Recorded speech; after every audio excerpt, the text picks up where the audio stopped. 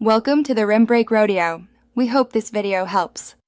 In this video, I will explain how to play Pokémon Diamond and Pearl on your personal computer.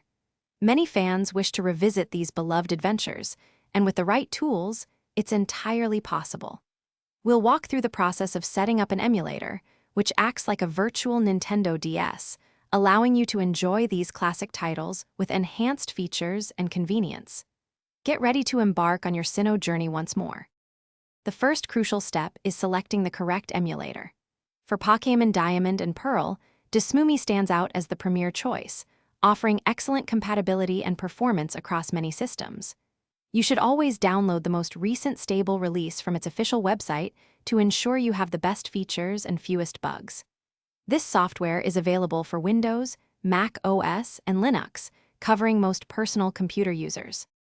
Next, you'll need the game files themselves, often called ROMs. These are digital versions of the Pokémon Diamond or Pearl cartridges. The most ethical and legal way to acquire these is by dumping them from your own physical game cartridges using specialized hardware.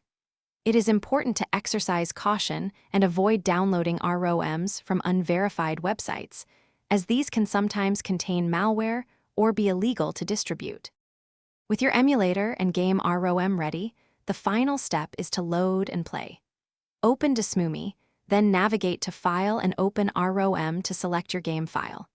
You can customize controls under the Config menu, assigning buttons to your keyboard or a connected controller.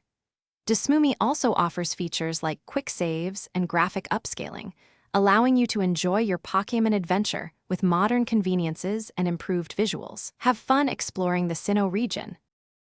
Thanks for watching. Consider subscribing if we helped you.